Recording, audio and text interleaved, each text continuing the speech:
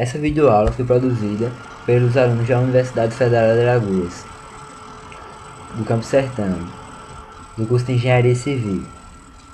Serão abordados os conceitos fundamentais de uma disciplina muito importante desse curso, Teoria das Estruturas 1.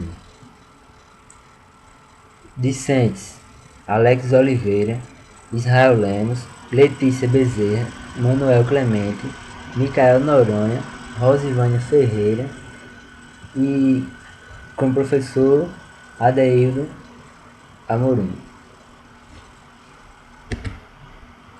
Temas abordados: o surgimento da engenharia estrutural, morfologia das estruturas, introdução ao projeto estrutural, estaticidade estrutural, modelagem estrutural e dimensionamento estrutural, e ainda tipos de solicitação. A engenharia estrutural que temos hoje é altamente desenvolvida. A partir de programas computacionais, pode-se fazer modelagens incríveis e possibilitar ao homem fazer realizações em diversas áreas das engenharias. Mas a engenharia estrutural não surgiu rapidamente. Até receber tal nome, caminhou durante milênios até chegar às tecnologias que se tem hoje nessa área. É um longo período marcado na história. Diversos conceitos e técnicas foram fundamentais para o crescimento dessa área. Conhecimentos principalmente da matemática, física e mecânica que alavancaram a engenharia estrutural. Do surgimento da engenharia estrutural aos dias de hoje. O homem primitivo buscava sempre abrigo, isso porque havia necessidade de um lugar seguro. Sendo assim, viviam nos buracos das rochas que encontravam durante suas caminhadas. Eram nômades, estavam sempre à procura de um lugar que existisse alimento e água durante as temporadas que passavam em determinado local. Quando o homem primitivo começou a sair dos buracos, a madeira foi a primeira matéria-prima a ser utilizada para construir seu abrigo. Era uma forma de proteção.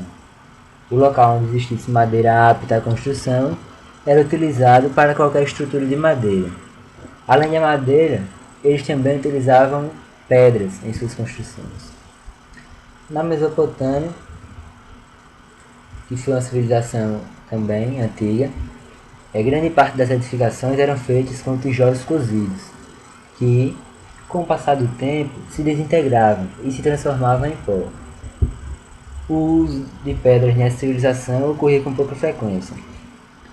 Na imagem, temos um templo de Uruk, construído basicamente com tijolos, e como forma de unir os mesmos, utilizavam barro. Na Mesopotâmia, o arco já era utilizado, mas de forma básica, de forma simples ainda. Outra civilização foi o Egito Antigo. No Egito, grandes obras foram construídas. Para essa época, há o destaque das pirâmides que foram erguidas. Os egípcios precisavam buscar técnicas para o levantamento da estrutura. Grandes pedras precisavam ser movidas, e tudo isso era apenas com a força humana, aliada às técnicas que facilitavam o movimento de grandes peças. A religião foi o motivo maior que estimulou o desenvolvimento dessa civilização.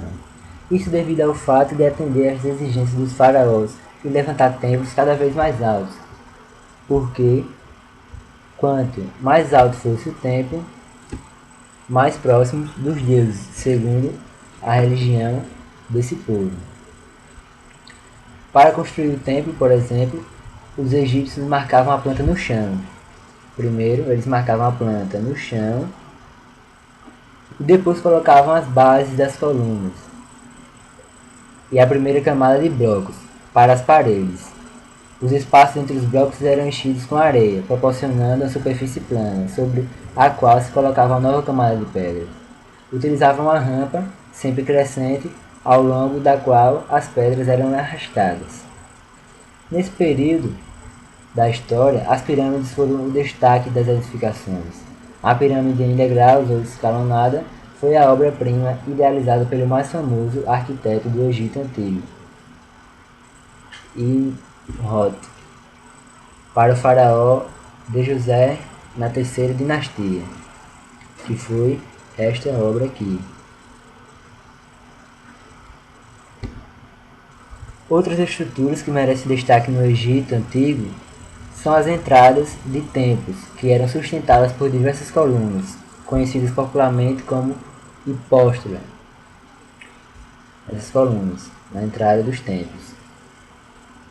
Para construções em geral, utilizavam pedras, tijolos e argamassas para unir os materiais, fazer a liga entre eles.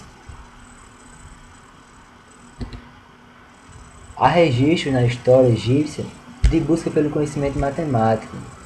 Então, vemos que a engenharia estrutural vem se desenvolvendo nesse tempo. Que o povo de cada época buscavam formas de resolver os problemas do dia a dia. Um deles é o papiro de Ring, que data de 1650 a.C. Há também outros registros encontrados que são preservados em museus.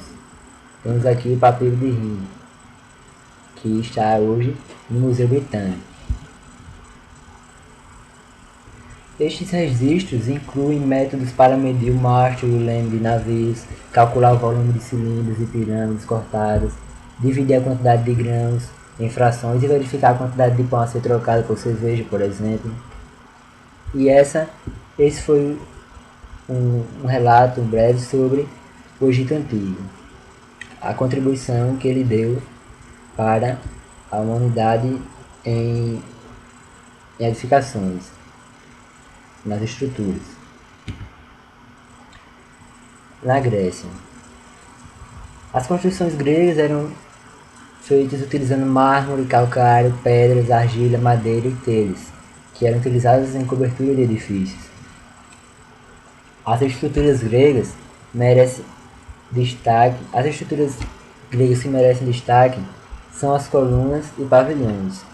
Vejam que as colunas são imensas e o diâmetro também é enorme. Essas são as colunas dóricas. Foram as principais colunas da Grécia. Na Grécia também surgiram diversos pensadores. Um deles, que merece destaque, foi Tales de Mileto, que realizou várias descobertas matemáticas, além de estudar a geometria do círculo e do triângulo isósceles.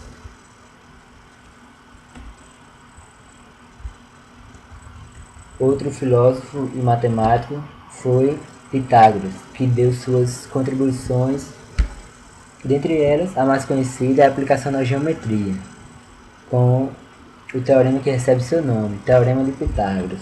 Todos conhecemos este teorema, o famoso Teorema de Pitágoras, que estabelece que em qualquer triângulo retângulo a soma dos quadrados dos catetos é igual ao quadrado da hipotenusa.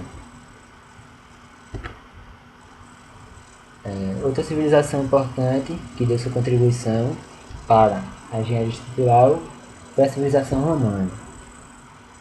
Esta civilização continuou com as técnicas e formas de construir das anteriores, gregos, por exemplo, que vinham sendo desenvolvidos no tempo, e ainda acrescentou muito no âmbito das construções. Os romanos utilizavam argila ou pedras vulcânicas calcinadas e areia vulcânica reativa natural para edificações a seco. A pozzolana era outro tipo de material utilizado pelos romanos, aplicado apenas em concreto em contato com a água, pontes, fundações, aquedutos. Das formas de construir, eram muito aplicadas a opus caementicium.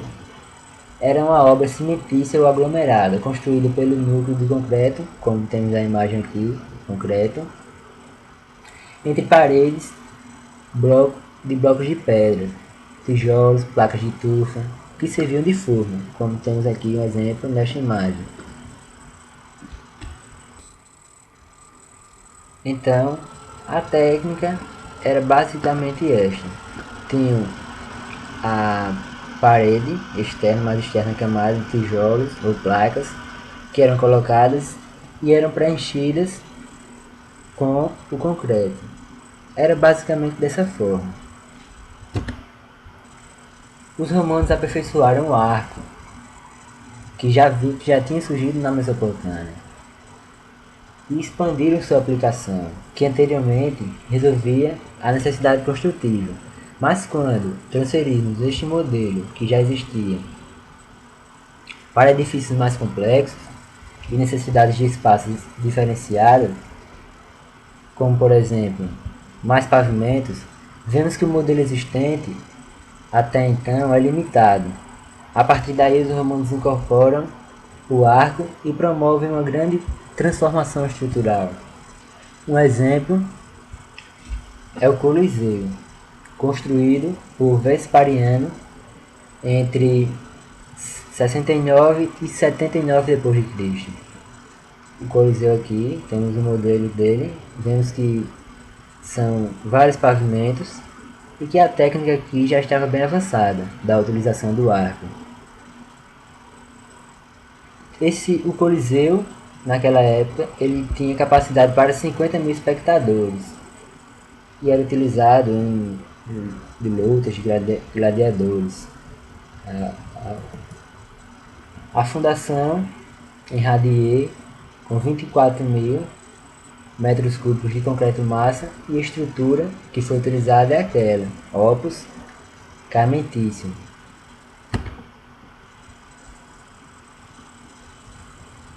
Devido aqui outra aplicação do arco em pontos da civilização romana, e essa foi a contribuição da civilização de Roma.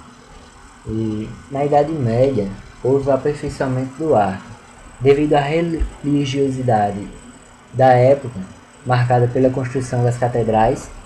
Na Idade Média, período que vai do século V a XV, houve um grande avanço nas edificações, devido à necessidade de construir igrejas cada vez mais altas, pois simbolizavam a tentativa de alcançar os limites celestes. Dessa forma, surgiram inovações arquitetônicas que precisavam de uma estrutura diferenciada. Colunas nervuradas, mais delicadas, eram feitas para suportar um maior peso. O aperfeiçoamento do arco romano foi feito, que foram responsáveis pela elevação vertical da construção e pela distribuição do peso das abóbadas em vários pontos simultaneamente. Temos aqui a catedral em Florença. Vejam, as obras eram incríveis. Então essa foi basicamente isso na Idade Média. Na engenharia estrutural já estavam dessa forma, já estavam nesse ponto. Vejam que o crescimento foi muito alto desde as civilizações antigas. Na Idade Moderna, foi o período do Renascimento científico. Surgiram cientistas que colocavam o mundo a métodos de análise racionais, através da investigação e experimentos. Um deles foi Leonardo da Vinci, que se interessava muito pela mecânica. Usou o método dos momentos para a solução de muitos problemas e aplica a noção do princípio dos deslocamentos virtuais para a análise de diversos sistemas de polias e alavancas. Da Vinci estudou as resistências dos materiais estruturais experimentalmente. Ele declarou, analisando a resistência em vigas, que em todo objeto que é apoiado, mas que pode se curvar e que apresenta seção transversal de materiais uniformes, a parte que está mais distante dos apoios será a que mais vai se curvar.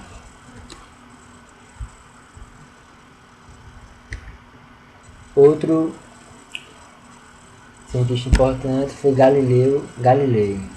Ele fez a abordagem científica dos estudos iniciados por Leonardo da Vinci em resistência dos materiais. No seu livro Diálogos sobre Novas Ciências, ele discute a mecânica de barras e vigas engastadas.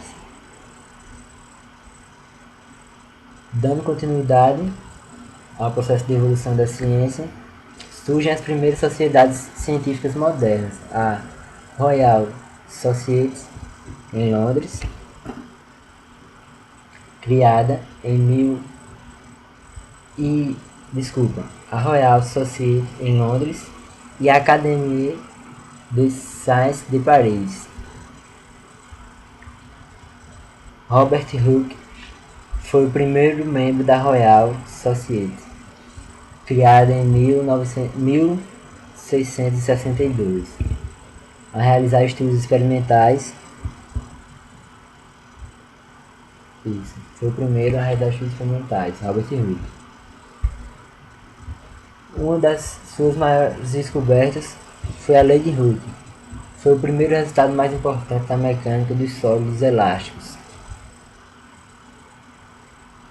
Ao mesmo tempo, na Académie des Sciences de Paris, Mariotte se dedicava aos estudos da resistência dos materiais e chegou, em 1680, aos mesmos resultados que Hooke obteve anteriormente, e isso de forma independente, que eles estavam em locais diferentes, distantes. Outro nome importante é Sir Isaac Newton, com sua publicação Philosophiae Naturalis Principia Mathematica em 1687, é um marco na história da ciência e ele lança as bases da mecânica, desenvolvendo o cálculo diferencial. A partir de sua teoria, é possível fazer o estudo estático e dinâmico das estruturas, com carregamentos variando no tempo.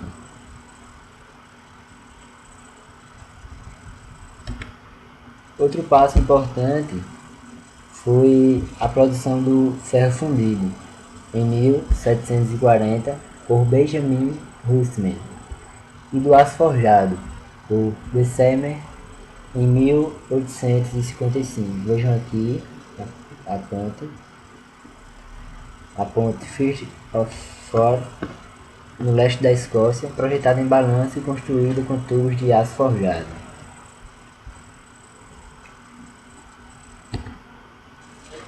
Emil Baumgart começou seu trabalho na empresa Reis e Freytag desde 1913, depois chamada de CIA, construtora nacional. Ainda no seu tempo de universidade, ele projetou a ponte Maurício de Nassau, em Recife. Ainda estudante, vejam como o cara era inteligente.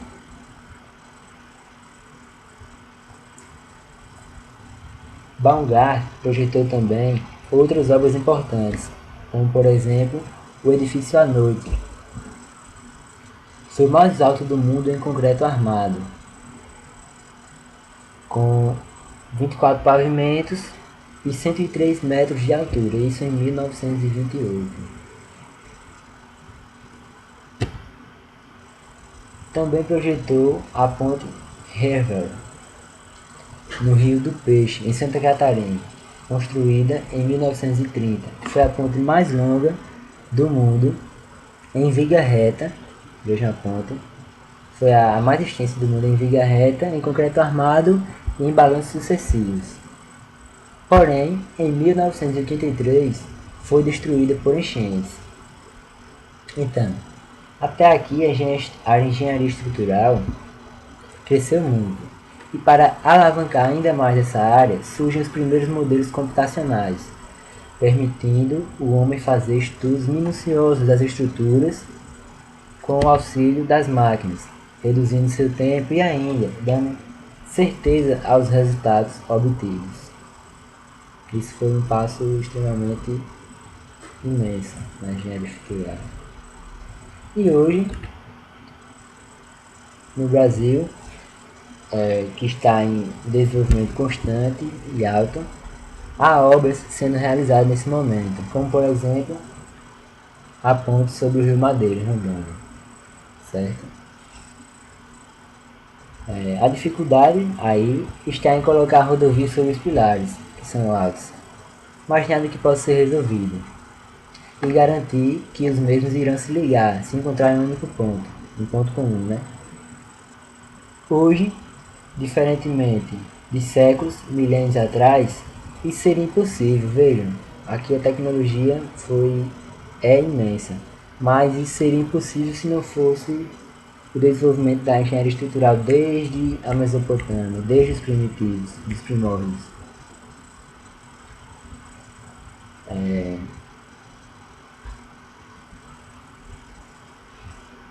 Imagens da obra rondando sobre o Rio Madeira, vejam a extensão da mesma. Outra obra que está em andamento é o corredor de transportes públicos de passageiros norte-sul, na região metropolitana do Recife, em Pernambuco. O concreto autodensável é indispensável, além de sua resistência elevada, preenche de forma rápida a estrutura feita em aço. Basta apenas colocar as formas, as formas e o caminhão betoneiro liberar o concreto. Vejam, aqui tem a estrutura já toda montada, que foi projetada, certo? E após, basta colocar aqui ao lado as formas, que geralmente são de madeira, e o caminhão betoneiro libera o concreto autoadensável. E se dá de forma simples e rápida.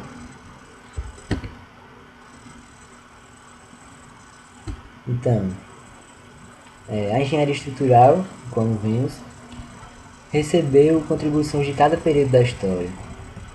Nos dias de hoje, temos computadores altamente desenvolvidos, que permitem a modelagem computacional das estruturas, que trata da aplicação de modelos matemáticos e técnicas da computação, permitindo fazer análises detalhadas das estruturas. Os conceitos que foram abordados neste trabalho são fundamentais para o entendimento das estruturas, que são abordados de forma sucinta em Teoria das Estruturas 1. Aqui é a Letícia e eu vou falar sobre a morfologia das estruturas. Definição de estrutura. Estrutura é a armação responsável por manter a forma e a sustentação dos trabalhos de engenharia nos diversos ramos e atividades dessa ciência. Na arquitetura e na construção civil, a estrutura pode ser feita de vários materiais, porém sendo mais comum o uso de concreto armado e metal em forma de treliço ou gaiola. O esquema estrutural é uma representação simplificada da estrutura em termos de seus elementos, conexões e apoios, sendo o papel de cada peça estrutural receber e resistir aos esforços e transmiti-los às outras peças através dos vínculos existentes até descarregá-los no solo. Exemplos de soluções estruturais. A partir do projeto arquitetônico, cabe ao engenheiro civil estudar e avaliar qual será a melhor solução estrutural para a finalidade da obra. Como exemplos para soluções estruturais adotadas, nós temos a ponte Akashi-Kaikyo, que é considerada a maior ponte suspensa do mundo, com 3.911 metros de comprimento total e tem o maior vão do mundo, com 1.991 metros de vão central. Edifício Deschardes é a torre de vidro mais alta da Europa, com 309 metros de altura, e o edifício Burj Khalifa, a torre mais alta do mundo, construída em Dubai, com 828 metros de altura. Aqui nós temos algumas fotos das obras citadas.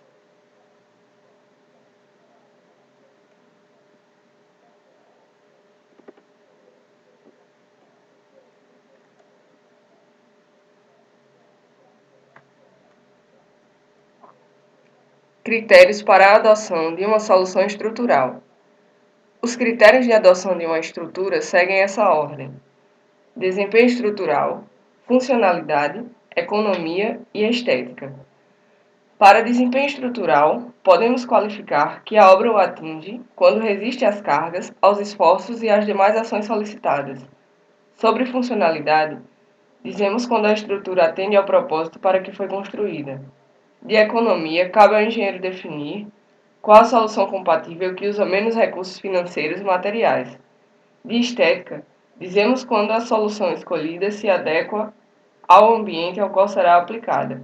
Para desempenho estrutural, podemos qualificar que a obra atinge quando resiste às cargas, aos esforços e às demais ações solicitadas. O trabalho do engenheiro civil no projeto estrutural é dividido em 4 fases: concepção, modelação estrutural, dimensionamento e detalhamento. A concepção representa a fase mais importante e mais difícil do projeto e requer muita experiência do engenheiro. Erros aqui dificilmente podem ser corrigidos nas outras fases. Na concepção, o engenheiro deve pensar nos 4 critérios já citados: desempenho estrutural, funcionalidade, economia e estética, além do prazo de execução, das interferências com os outros aspectos da obra, na escolha dos materiais e alguns outros fatores. É nessa fase que o engenheiro tem grande interação com o arquiteto e com a arquitetura da obra. A modelação estrutural visa a determinação dos esforços de dimensionamento. É nessa fase que o engenheiro estabelece que ações sobre a estrutura devem ser consideradas, escolhe quais são os esquemas estruturais necessários, especifica quais os tipos de simulação devem ser executados e determina os esforços necessários ao dimensionamento da estrutura. Na terceira fase, as dimensões da estrutura são determinadas de forma a garantir que a construção seja confiável. Isto significa a estrutura ter uma probabilidade baixa de não cumprir as suas funções no seu período de vida útil. É nesse momento que o nível de segurança das obras é estabelecido. O detalhamento é a última fase e engloba toda a complementação necessária ao projeto. Falhas de detalhamento são responsáveis por muitos acidentes. Ele deve possibilitar a representação gráfica da estrutura, de modo a permitir a sua fabricação e execução. Por ocasião da concepção, alguns cálculos e dimensionamentos preliminares precisam ser feitos para se definir os elementos estruturais e justificar a maioria das decisões. Percebe que as fases acima listadas não são sequenciais, mas repetidas ciclicamente até a decisão do projeto final. Classificação das estruturas quanto às dimensões preponderantes. Estruturas lineares se caracterizam por apresentarem uma das dimensões preponderando sobre as outras duas. São exemplos: barras, vigas, cabos e etc. Estruturas superficiais têm por característica apresentar duas dimensões preponderantes sobre a terceira. São exemplos: chapas, cascas e placas. Estruturas volumétricas.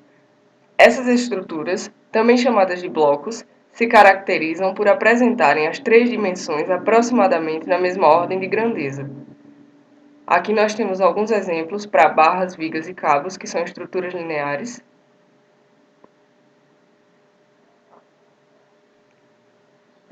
Alguns exemplos para chapas e placas, que são estruturas superficiais.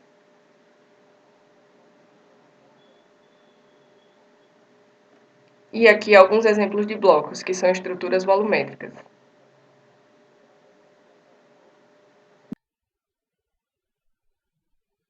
Introdução ao projeto estrutural.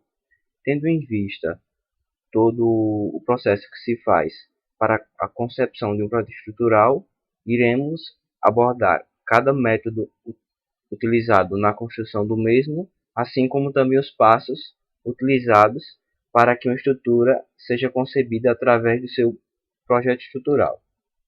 Quanto à concepção do projeto estrutural, tendo em vista o objetivo desse projeto, que busca abranger todas as necessidades aos quais essa estrutura deverá ser construída, onde devem ser satisfeitas as seguintes questões: questões de segurança, questões de utilização, questões econômicas, questões de estética, questões ambientais, questões construtivas e questões legais. Quanto a cada um desses tópicos, será abordado de forma específica e direta cada uma. Ao resultado final de um projeto estrutural, a especificação dessa estrutura deve ser de forma completa, onde ela deve abranger essa estrutura de forma em que você deve especificar todos os aspectos gerais dessa estrutura, desde o momento do projeto até a construção. Ou seja, um desses aspectos é a locação, a geometria dessa estrutura, os materiais que vão utilizar e todos os outros detalhes que serão necessários para a construção dela. A resistência, como um dos fatores que vem a garantir a concepção do projeto, é a capacidade de transmitir as forças internas, moléculas por moléculas, do ponto de aplicação aos apoios, sem que ocorra a ruptura da peça. Ou seja, a resistência de um determinado material da estrutura é medida através da capacidade em que, após aplicar uma força em um ponto naquela estrutura, essa força seja distribuída molécula por molécula até os apoios, onde, de certa forma, não ocorra a ruptura dessa peça.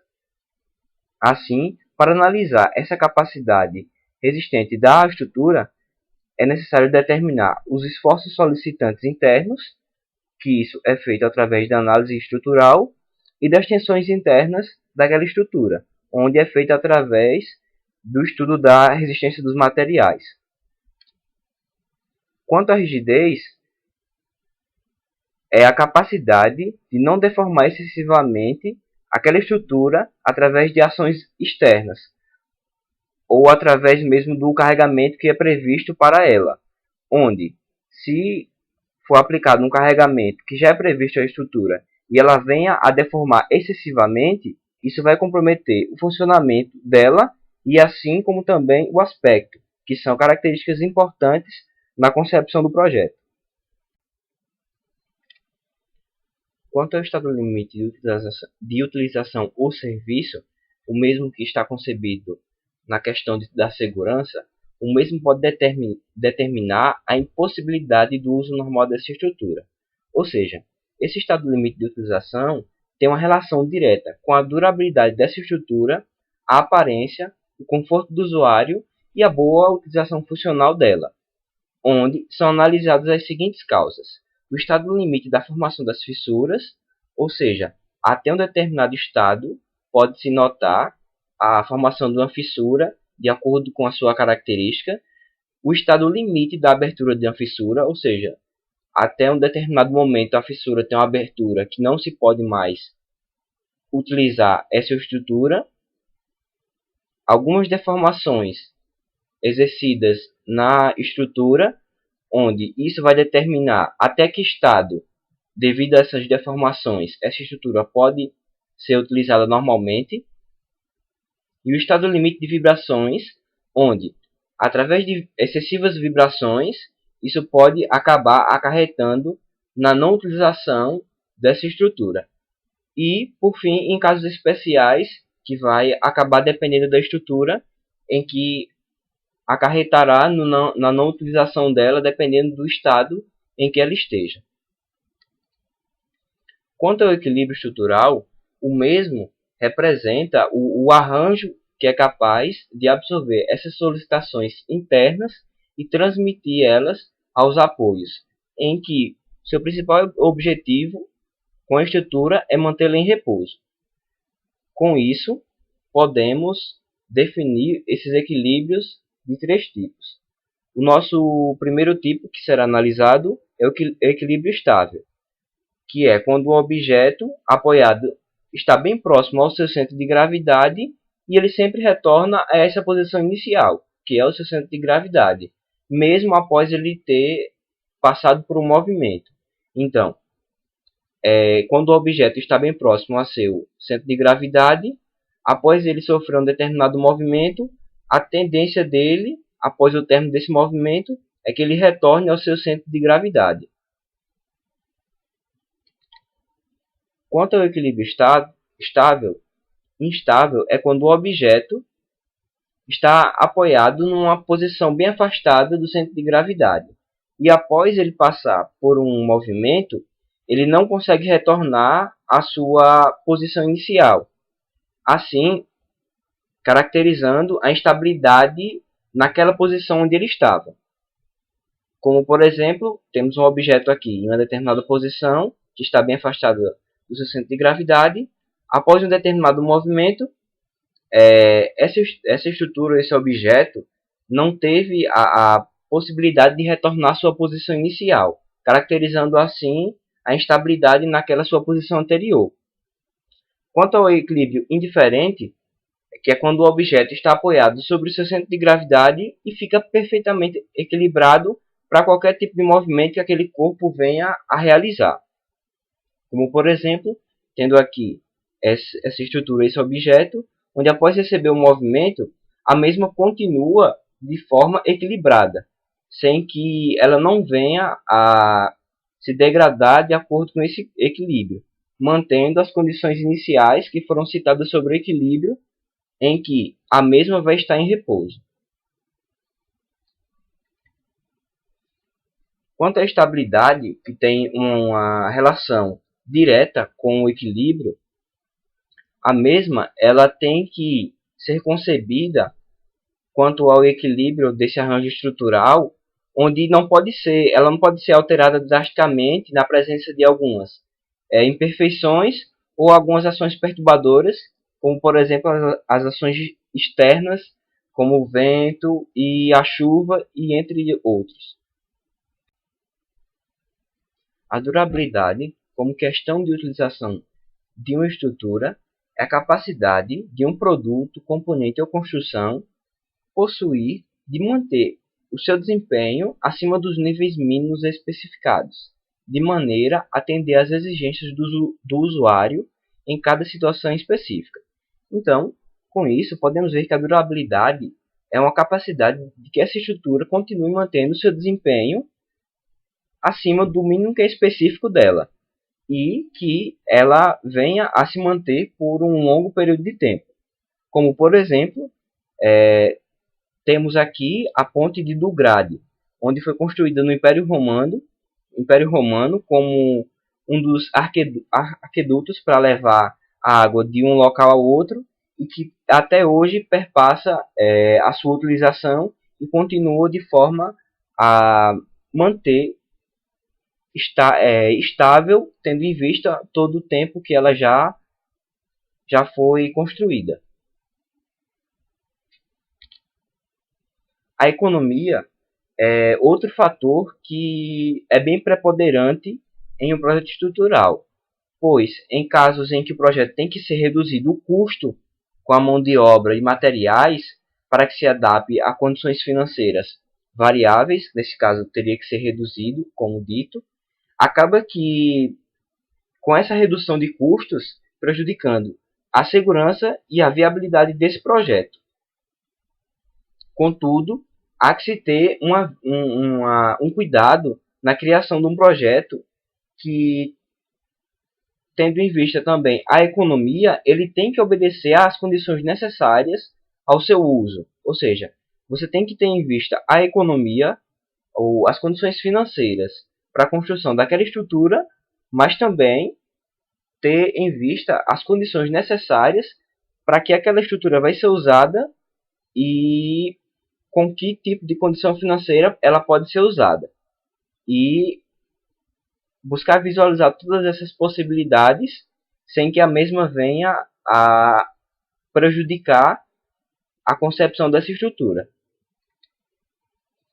E o que importa também é você, independente da estrutura ter custos altos, você tem que viabilizar o melhor resultado possível para esse empreendimento. Ou seja, tentar fazer um empreendimento que tenha o melhor resultado possível e que, se ele tiver custos altos, você utilizar esses custos para que venham a ter uma boa qualidade quanto à segurança e os outros fatores que podem ser beneficiados através desse custo financeiro. Então, outro custo financeiro que deve ser levado em conta é o valor presente desses diversos sistemas estruturais e considerando os custos previstos para manutenção e reparo.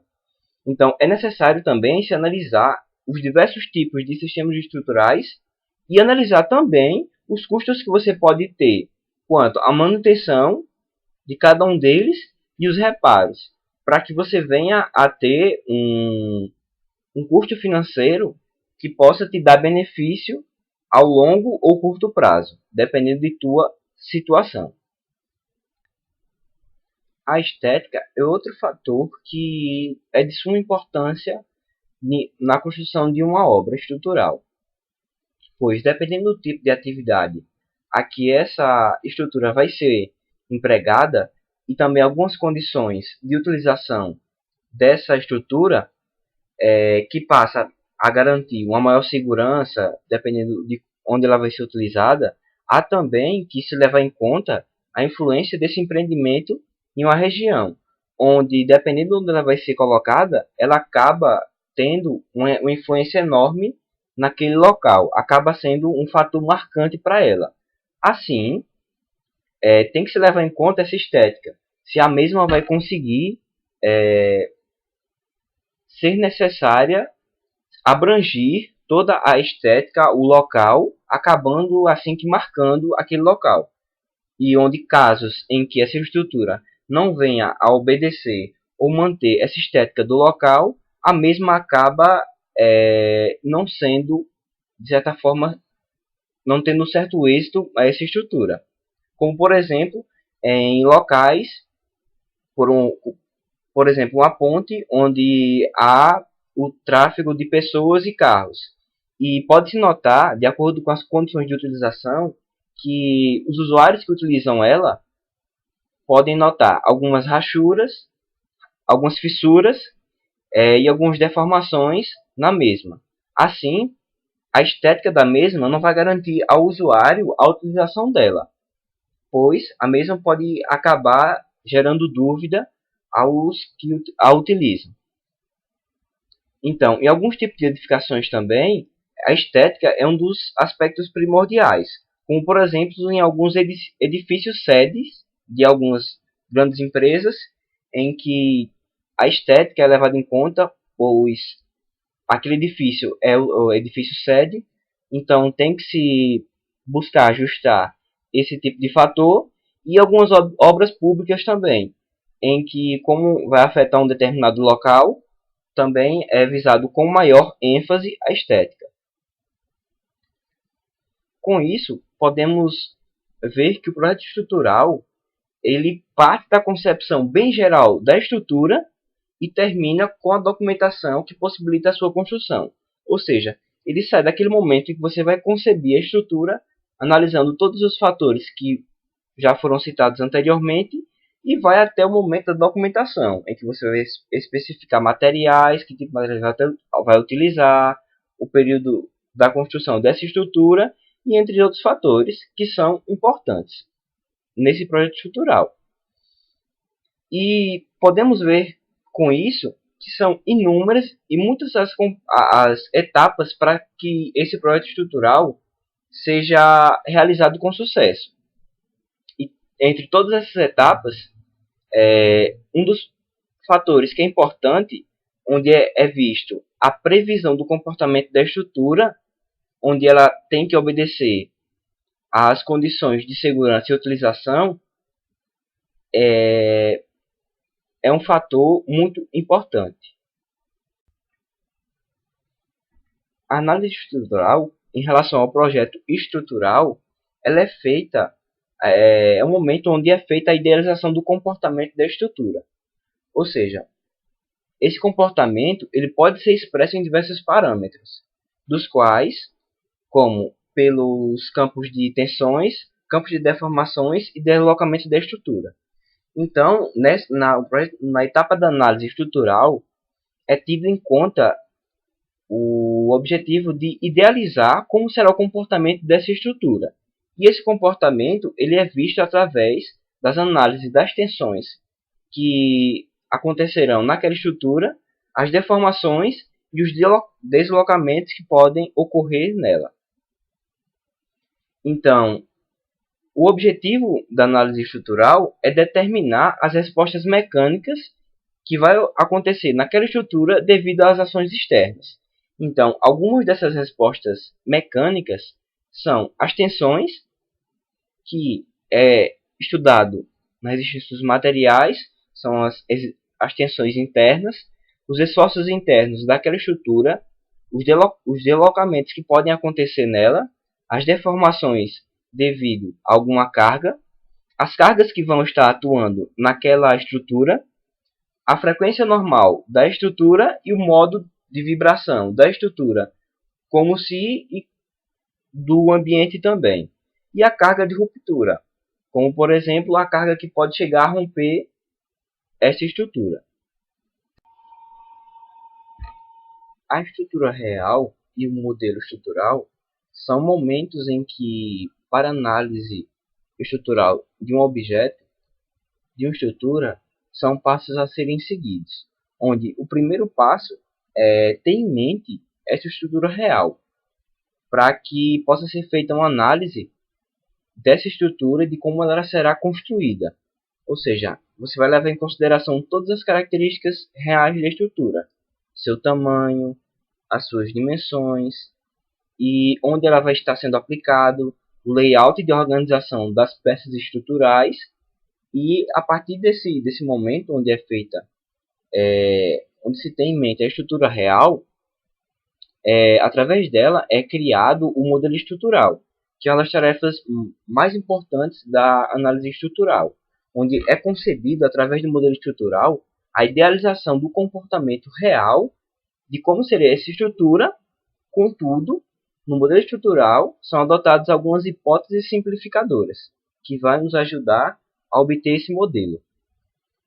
Então, essas hipóteses simplificadoras adotadas são, por exemplo, as hipóteses sobre a geometria do modelo, onde o modelo pode ser abordado como um todo, analisando as suas dimensões em 3D ou em 2D ou até unidimensional. Outras hipóteses são sobre as condições de suporte, onde a estrutura, por exemplo, vai estar ligado com o meio externo, como por exemplo o solo, onde a estrutura vai ter um suporte, que é o solo, onde vai ser por onde, através dos apoios, ela vai distribuir as cargas que foram nelas impostas. Algumas hipóteses sobre os comportamentos dos materiais e hipóteses sobre as solicitações que agem sobre essa estrutura. Por exemplo, as cargas de ocupação, pessoas trafegando, carros, caminhões e entre outros. E a pressão do vento sobre essa estrutura. O modelo computacional vem a ser o nosso próximo passo e um dos mais importantes na concepção da análise estrutural, onde, usando o computador e alguns periféricos, pode ser visto com mais detalhes e mais certeza como essa estrutura vai se comportar. Então, ao passar dos tempos, o uso do computador na análise estrutural foi tomando praticamente conta de todos os escritórios de cálculo estrutural e empresas de consultoria. Então, veio a ser altamente utilizado e na análise de estruturas passou como sendo uma simulação computacional do comportamento dessas estruturas. Então, com esse modelo computacional foi possível analisar vários aspectos na estrutura, já colocar em vista o modelo geométrico daquela estrutura,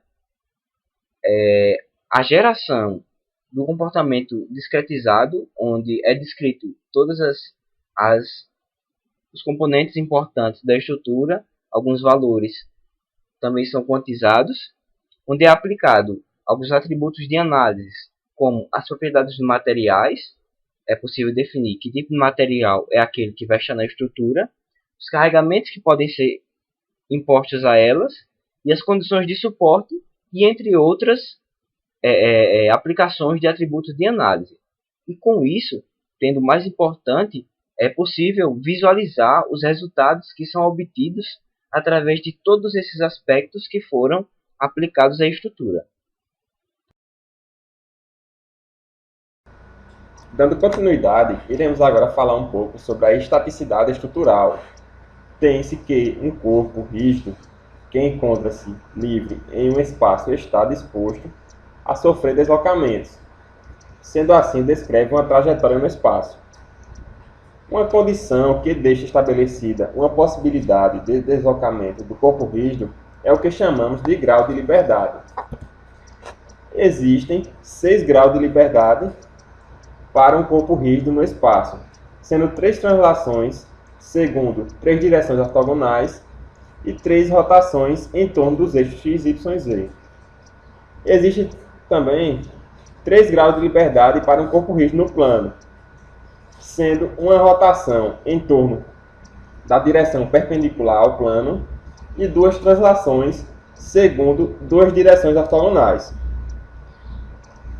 Nós temos os apoios. Nós temos os apoios são sistemas que realizam as ligações de corpo rígido com o exterior, restringindo os seus graus de liberdade, as translações e as rotações, e dando origem às reações nas direções dos movimentos impedidos. Se um apoio impede uma translação em determinada direção, então uma força será desenvolvida nessa direção. E se uma rotação é impedida, um momento binário é exercido sobre o corpo. Os apoios são classificados em função do número de movimentos que impedem, podendo ser 2D, que apresentam 3 tipos diferentes, ou 3D, que apresenta 6 tipos diferentes.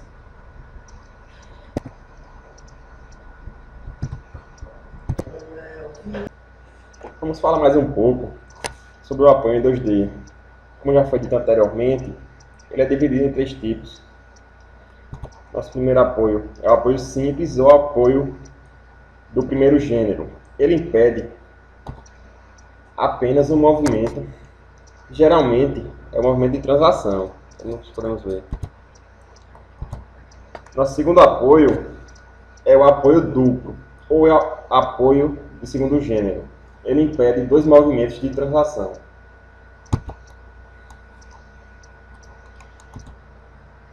Nosso terceiro apoio é o apoio terceiro gênero ou engaste. Ele impede os 3 movimentos, sendo 2 de translação e 1 de rotação. Iremos agora para o apoio em 3D. Como já foi dito, são divididos em 6. O nosso primeiro, temos como exemplo o cabo, que ele possui incógnita. A reação é uma força conhecida que age para fora do membro, na direção conhecida do cabo. Ele impede uma translação. Nosso segundo apoio para 3D é a roda sobre trilho, que ela impede 2 movimentos de translação. O nosso terceiro apoio em 3D é a junta esférica ou rótula, que ela impede os 3 movimentos de translação, ou seja, ela possui 3 incógnitas.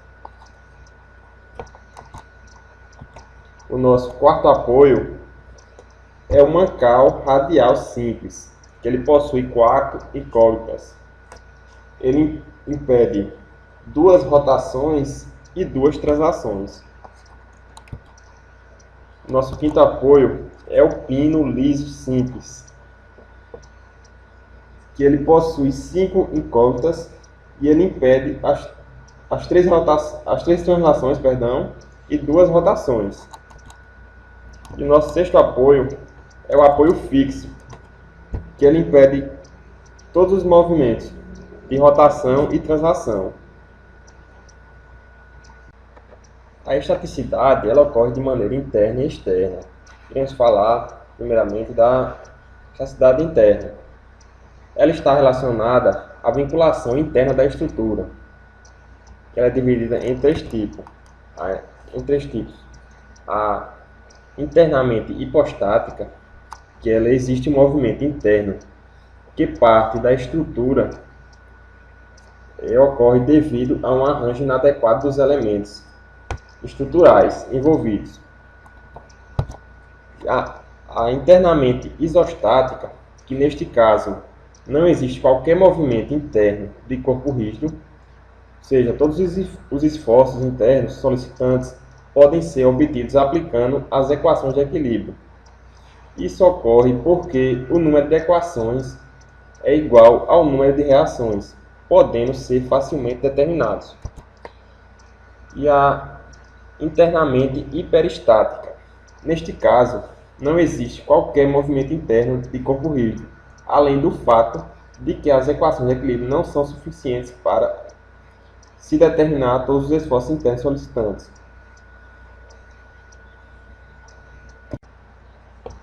A estaticidade externa ela está relacionada à vinculação externa da estrutura. Ela será também dividida em 3 tipos. A externamente hipostática, que ela possui pelo menos um dos movimentos de corpo rígido da estrutura como um todo, em função da distribuição inadequada dos elementos de apoio. Ou seja, ela possui menos reações que as equações. Nós temos que a segunda tipo será a externamente isostática, que o número de reações será igual ao número de equações. Todos os movimentos do corpo rígido estão impedidos pela distribuição adequada dos elementos de apoio, além do fato de que todas as reações de apoio podem ser determinadas trabalhando-se exclusivamente com as equações globais de equilíbrio. Ou seja, por exemplo, se nós temos 4 equações de equilíbrio, nós também teremos 4 reações de apoio.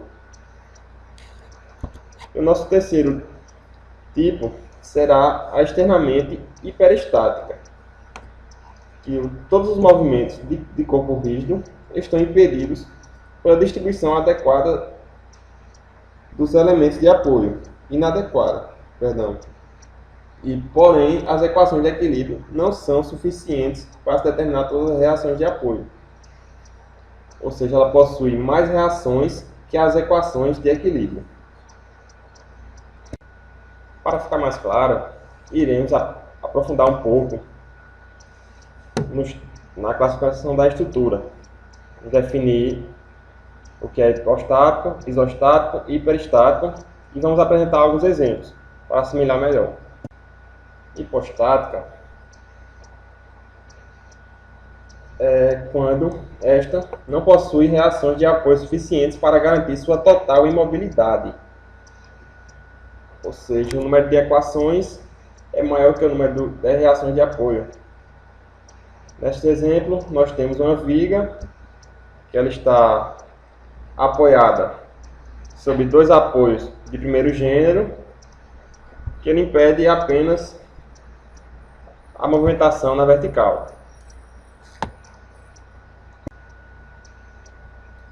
A estrutura é dita isostática quando esta possui a quantidade de reações de apoio suficientes para garantir sua total imobilidade.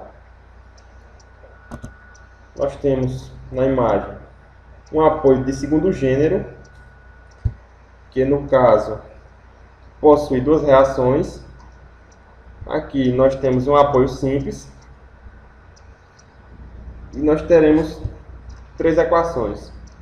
Ou seja, nosso número de equações de equilíbrio será igual ao número de reações de apoio. A estrutura é dita hiperestática quando esta possui reações de apoio além do necessário para garantir sua imobilidade. Neste caso, na imagem, nós temos 2 apoios de segundo gênero, como podemos ver, onde na realidade só era necessário um apoio de segundo gênero e um apoio simples desse lado, já que nós temos apenas 3 equações aqui.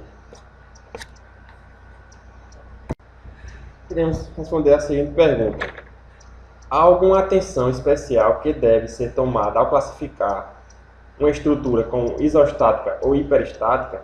Explique. Sim, devemos ter uma atenção ao classificar a estrutura, pois uma estrutura pode ser isostática em seu interior e hiperestática em seu exterior, ou vice-versa. Portanto, é necessário analisar a região exterior e também sua região interior, e, por fim, classificar a estrutura de maneira segura. Modelagem estrutural. Vinculações. São elementos que limitam a mobilidade, produzindo reações vinculares. São classificados de acordo com o número de movimentos, grau de liberdade que restringem. Seja um corpo rígido qualquer, livre no espaço, passível de sofrer algum deslocamento, seus vínculos são condições ou elementos que limitam quaisquer possibilidades de deslocamento estrutural. Quanto à classificação, podem ser classificados quanto ao número de dimensões predominantes da região de apoio em relação às dimensões do elemento estrutural atrelado. Nesta, temos que vinculações se dividem em pontual, linear e superficial. Temos alguns exemplos de vinculações. No caso, a ilustração representa uma vinculação pontual. A segunda ilustração representa uma vinculação linear. E a nossa terceira ilustração sobre o solo representa uma vinculação superficial. Podem ainda ser classificadas quanto à deformabilidade em rígida e flexível. Vamos falar sobre forças que atuam em estruturas. O objetivo do projeto de uma estrutura é permitir que a mesma atenda às suas funções primárias sem entrar em colapso e sem deformar também, ou vibrar em excesso. Assim, a estrutura funciona como caminho das forças para levá-las ao solo.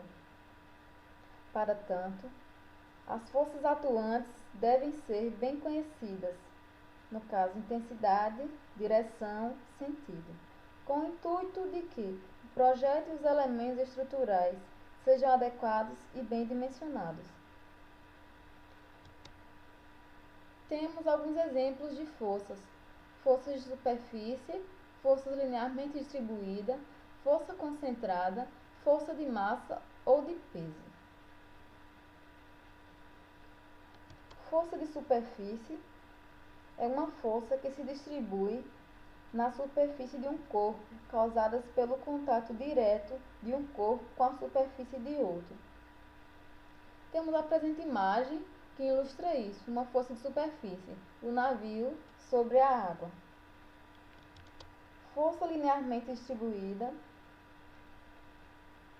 que passa efeito de cálculos, é supostamente distribuída sobre uma linha, pois age sobre uma faixa muito estreita da superfície do corpo. No caso, temos a ilustração que nos representa uma força linearmente distribuída. Para a força concentrada, temos a seguinte definição. Ela é aplicada em um ponto da superfície do corpo, pois age em uma área muito pequena. E para a força de massa ou de corpo, ela é proveniente da aceleração aplicada aos elementos do corpo, esforços externos devido à ação da gravidade. E a ilustração que temos representa tanto força concentrada quanto força de massa. Dando continuidade ao nosso tema forças que atuam nas estruturas, vamos falar um pouco sobre cargas permanentes e cargas acidentais.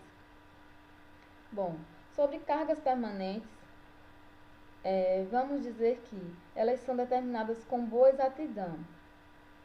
Temos três exemplos que podemos falar sobre peso próprio da estrutura, peso dos revestimentos e pesos das paredes, no caso em relação a cargas permanentes. Já em relação a cargas acidentais, que são estimadas por normas técnicas, temos alguns exemplos também. No caso, peso da ocupação de pessoas em uma estrutura, peso da mobilidade, no caso dos móveis, peso de veículos e a força do vento que atua na estrutura. Meu nome é Micael e vou falar sobre dimensionamento estrutural e tipos de solicitação. O andamento de dimensionamento estrutural é um processo interativo, onde o engenheiro estima as características da estrutura analisada. Com isso, verifica-se se a mesma obedece a critérios de estabilidade e conforto, tornando o sucesso do projeto, que depende da experiência e intuição do responsável pelos cálculos solicitantes sobre o comportamento estrutural. O estudo das estruturas abrange vários aspectos que implicam no conhecimento de estabilidade superficial, independentemente das vinculações envolvidas que exploram as dimensões das regiões de apoio, visto anteriormente como linear, pontual ou superficial. Porém, o conhecimento sobre a classificação de cargas é de fundamental importância nessa área, pois delimita dimensões, quantidades, modalidades e esquematização dos materiais utilizados em projetos estruturais. Há vários aspectos que determinam a modalidade de cargas numa estrutura, como permanentes ou acidentais. A partir disso, podemos classificar as cargas nas estruturas quanto à frequência da atuação, como as cargas permanentes, que têm magnitude constante e localização fixa, sendo o peso próprio da estrutura mais o peso de elementos construtivos permanentemente ligados à estrutura, como mostrado na figura. Já as cargas acidentais são aquelas que variam de intensidade de forma significativa em torno de sua média ao longo da vida útil da construção. Como na imagem, demonstra esforços eventuais numa ponte proporcionado pelo fluxo de veículos. Essas cargas são estudadas pelos efeitos dos carregamentos distribuídos, com aplicação eventual ou não, variando por trechos ou por completo numa estrutura de acordo com a lei de variação, onde as equações de estabilidade devem contribuir para estabelecer equilíbrio de força e de momento com relação a algum ponto, fundamental para o estudo de estabilidade. Para esses cálculos, o conhecimento do valor da área e a posição do centroide da carga é necessário para tornar o carregamento próximo a um esforço pontual. Como visto nessa figura, há um carregamento distribuído que varia de acordo com uma função Q de x, aplicada numa viga de comprimento x, fixada em dois apoios, um do primeiro gênero e o outro do segundo gênero. Então, com o conhecimento do centroide e a área da carga, podemos calcular as reações em cada apoio e os esforços internos solicitantes, de grande importância para estimar as dimensões da estrutura, de forma que garanta a estabilidade dos elementos envolvidos. Todo o estudo de cargas está ligado ao conhecimento das solicitações. Então, vou falar sobre os 5 tipos: a tração, compressão, cisalhamento, a flexão e a torção. A tração é uma solicitação que tende a alongar a peça no sentido da reta de ação da resultante do sistema de forças. Já a compressão é uma solicitação que tende a encurtar a estrutura, como visto na imagem, no sentido da reta de ação da resultante do sistema de forças. O cisalhamento tende a deslocar paralelamente em sentido oposto duas secções contíguas de uma peça. Na flexão, é uma solicitação que tende a modificar a estrutura geométrica, como por exemplo numa viga. Já a torção tende a girar secções de uma peça uma em relação à outra, em função de um momento fletor aplicado, como visto na imagem. Como exemplo dos tipos de solicitações, para a tração, temos um ensaio aplicado em uma barra de aço.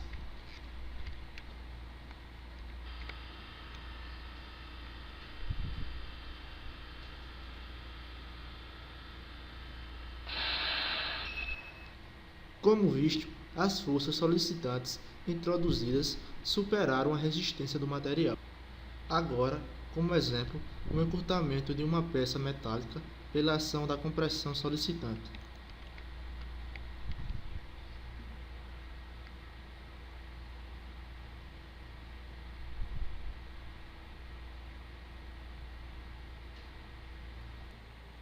Para o ensaio de cisalhamento, com o aço são adaptados alguns dispositivos dependendo do material utilizado, sendo fixados na máquina de ensaio, onde é colocado pinos entre as partes móveis. Ao aplicar uma tensão de compressão ou tração pelo aparelho, será transmitida uma força cortante no material até a ruptura do corpo. E por último, ensaios de flexão e torção, demonstrando o comportamento do material por essas solicitações aplicadas.